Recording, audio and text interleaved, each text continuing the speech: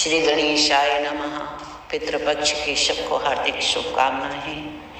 चूँकि ये बहुत ही पवित्र और प्राचीन हिंदू परंपरा में इसका बहुत ही महत्व है। जिस प्रकार हम भगवान को पूजते हैं, भगवान की ईश्वर की वंदना और प्रार्थना करते हुए उन्हें प्रसन्न करने का प्रयास करते हैं, उसी प्रकार अपने पूर्वजों को, अपने पितरों को तर्पण देकर और श्रद्धा से उनका सम्मान कर, श्रद्धा से उनको वस्तुएं अर्पित करके उनको प्रसन्न करने का प्रयास करते हैं। और कहते हैं कि जो पितरों का आदर और सम्मान करता है, पितृपक्ष में खास करके पिंडदान करता है, तो पितरों को मोक्ष मिलता है, उन्हें संतुष्टि मिलती है और हमारे ग्रह नक्षत्र भी ठीक हो जाते हैं। और श्री बद्रीनाथ जी में पिंडदान का बहुत ही बड़ा महत्व है। और स्कंद पुराण में कहा गया है कि गया जी से 8 गुना फल श्री बद्रीनाथ में ब्रह्म कपाल विशेष स्थान में, जो बद्रीनाथ जी से 500 मीटर की दूरी पर अलकनंदा नदी के तट पर ब्रह्म कपाल नाम की एक शिला है, उस पर पिंडदान किया जाता है। और ये 8 गुना, गया से 8 गुना फल हमको प्राप्त होता है। जो भाव से श्रद्धा से श्री बद्रीनाथ जी में पिंडदान करते हैं, उनकी गति और मति, उनका भाग्य बदल जाता है और पितृ संतुष्ट होते हैं। समस्त पितरों को मोक्ष प्राप्त होता है, क्योंकि श्राद्ध श्रद्धा का विषय है।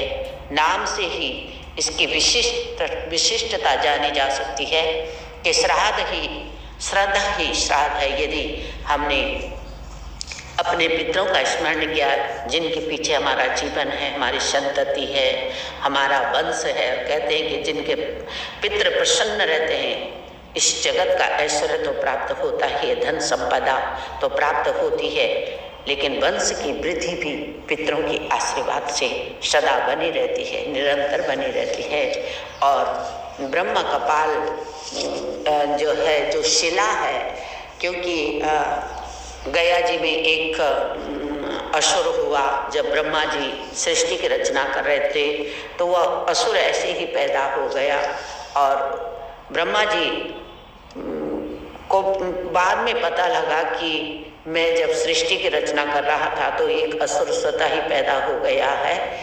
तो उन्होंने भगवान विष्णु से प्रार्थना की कि हे देव, यहाँ पर जो असुर स्वतः ही यहाँ पर पैदा हो गया है, क्या करें। पर वो असुरों से पैदा नहीं हुआ, इसलिए उसकी थोड़ा गति और मति अलग थी। वो भगवान का, विष्णु का अनन्य भक्त हुआ और उसने भगवान की बहुत प्रार्थना वंदना की। और भगवान विष्णु जब प्रकट हुए तो उन्होंने उसको वरदान मांगने के लिए कहा। तो गया नाम का जो असुर था, उसने भगवान विष्णु से वरदान मांगा कि आप मुझ में ही समाहित हो जाइए, और जो लोग मेरे दर्शन करेंगे उनके पितृ तर जाएंगे, उनकी कुल वृद्धि होगी। इस प्रकार से जब उस असुर ने वरदान मांगा तो भगवान विष्णु ने तथास्तु कहकर अंतर्ध्यान हो गए। बाद में जब समस्त देवताओं को पता लगा कि इस प्रकार की घटना एक गया नामक जो राक्षस है उसके यहाँ घटित हुई है, बिहार का एक जो गया स्थल है, उसी जो एक धाम है गया धाम, उस राक्षस के नाम से है। तो देवता चिंतित हो गए। तो भगवान विष्णु ने कहा कि आप चिंता ना करो, उसका उद्धार भी होगा। इस प्रकार से जब वो बहुत प्रसिद्धि उसने जगत में पा लिया, देवताओं को बड़ा कष्ट हुआ। तो भगवान विष्णु ने जब वहाँ शिला पर बैठकर वहाँ पर भगवान का ध्यान कर रहा था, पितरों का तर्पण कर रहा था, और धीरे धीरे उसे अहंकार सा होने लग गया कि सारी दुनिया मेरे ही दर्शन करती, मैं ही विष्णु बन गया। जब उसके भीतर ये बात आई तो भगवान क्रोधित हो गए, उन्होंने अपने गदा से उसका वध कर दिया।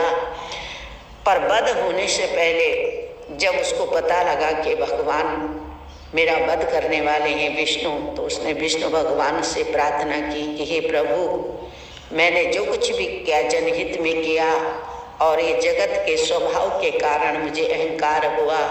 मेरी आपसे प्रार्थना है, निवेदन है कि आप समस्त देवताओं सहित इस शिला पर वास करना, जिससे जगत का कल्याण हो। भगवान विष्णु बड़े दयालु हैं, नारायण बहुत दयालु हैं, और उन्होंने तथास्तु कहा। इस प्रकार से उस शिला पर समस्त देवी देवता वास करने लग गए और इस प्रकार से गया नाम से वह तीर्थ गया धाम का सुप्रसिद्ध हो गया, जो बिहार में वर्तमान समय में है। और गया जी में भी जो पिंडदान करते हैं उनका जीवन भी आनंदमय और परमानंदमय होता है और समस्त पितरों को पिंडदान से मुक्ति मिलती है।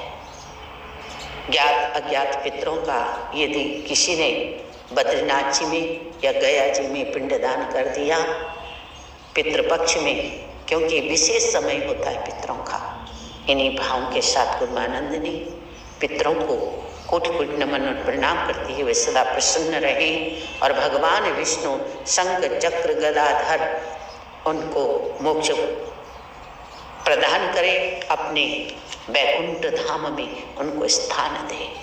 जय पितृदेवाय, जय पितृगणाय नमः।